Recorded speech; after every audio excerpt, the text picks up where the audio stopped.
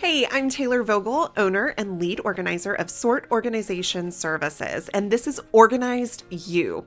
I'm here to help you tackle the shame, roadblocks, and sticky logistics that prevent you from achieving your organization goals. Get ready to be empowered toward creating spaces and systems that actually serve you.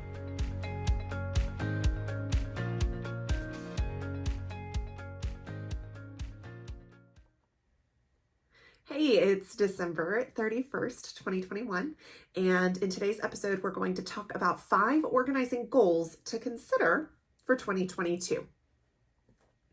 So many of us have been cooped up in our homes for the past 2 years. Because of that breadth of time, it can be so easy to say, I should have already done this, or if I didn't do it yet, it's probably never going to get done. But here's a fact. The way we have experienced our homes for the past 2 years is different than ever before. To expect for all of your previous systems to work for the new way that we live our lives, it just doesn't add up. And that's okay. It's highly likely that you have a few pain points that could use a little love in your home, and I'm here to help. In this episode, you'll hear 5 organizing goals to consider for 2022 for a more organized you. Pick one or all 5, but just take a moment to think about how these goals could serve you in the upcoming year. All right, let's get into it. Resolution number 1, choose one space and make visible only those things which you love. How many times has someone on the internet told you to go through your closet and keep only the clothes that make you feel like your best self? I do this seasonally, and it's always actually a really great refresher for my self-confidence and my space. But have you tried applying this idea to other areas of your home? I have a bookshelf in my office closet that houses all of the books that I want to keep. And each season I pull books of a certain color and decorate the living room with them. Since we recently moved, I was able to reassess my art collection and created a gallery wall of my favorite pieces, which happen to all be black, white, and yellow. And those pieces, which aren't those colors, didn't make it on that wall. Some of them are even being temporarily housed until there's like the right space for them. By making visible only those things which I love in certain spaces and containing those I keep for practical reasons for reference or nostalgia, my home feels less cluttered and a lot more loving.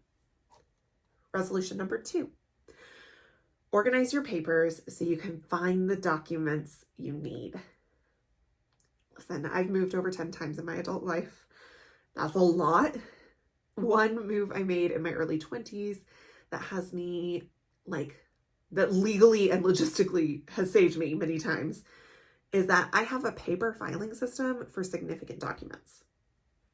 Though we live in a digital world, a small system for organizing papers you might need to keep for reference or identification, think stuff like mortgage paperwork, birth certificates, marriage licenses, can save you days of searching for documents when you need them to make already stressful, big life changes like buying a car, selling a home, changing your name. It can make it a lot easier.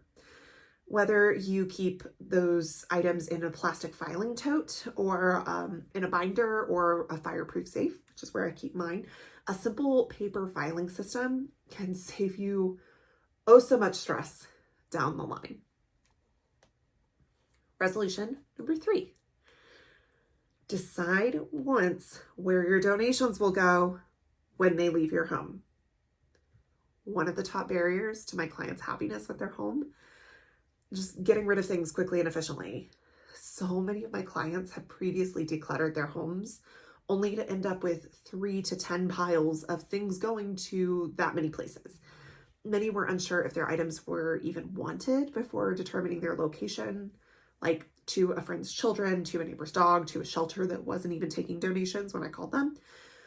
Guess where those piles were when I followed up with my clients a week later? You guessed it, still in their homes.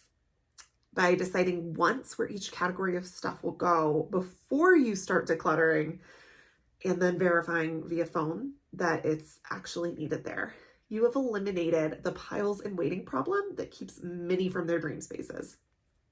And as a side note, unless my clients specify a specific location for their donations within the OKC metro area, I already have my decide once drop-off location for each metro area town that I take my clients' donations if they don't have a specific area they want me to take them to. It's kind of a nice thing. Resolution number 4, automate an organizing system. Does your purse end up junky and embarrassing before you realize it? Do your dog toys all get mangled and strewn about the floor before you can say sit? Did your Christmas decorations end up in different parts of the garage and attic yet again, and you're not really sure how? Stop, grab a pen and paper, and sit down to think through an automation. Start with your end goal and work backward through what steps need to be in place to make maintenance of these objects as easy as possible. So easy you could accomplish this task with like 2 toddlers hanging off of you and a pot of soup on the stove. A little planning of our organizing systems can go really, really far in the never-ending struggle of maintaining our spaces to serve us in the way that we want them to. Resolution number 5, get support for projects that you need help with. Okay, yes, I'm going to take a moment here to remind you that my literal business is about supporting people through organizing projects. I love working closely with my clients and helping to lift that burden of shame so many of them have and not knowing from their hearts. It like literally makes me warm and fuzzy, and I'm not a warm and fuzzy person, but maybe you're a pretty organized person already and you want someone to come clean your home to help motivate you to keep it organized. Maybe you organized all of your print photos this year and you need someone to help you figure out how to use them in this next year to tell your story. And if this is you, please chat with my friend Lisa at Scissortail Digital, because helping people tell their stories through their photos is her literal job and she is great at it. Maybe you realized you need to donate some large pieces of furniture and you need to hire some movers to get those items out of your home. Whatever the project is, figure out what you need help with, if you have the budget to hire someone, and just like finally request that quote or schedule the consultation. Get support when you need it, and you'll make your organization dreams a reality. So to recap, choose one space and make visible only the things that you love. Organize your papers so that you can find the documents you need. Decide once where donations go when they leave your home. Automate an organizing system and get support for projects you need help with. You don't have to do all of them, but even one of those will take you really far in your organizing goals for 2022. I hope these tips have helped you find a little bit of organization, inspiration, and motivation to meet your goals in the upcoming year. And I look forward to hearing how you love your home a little bit more because of them.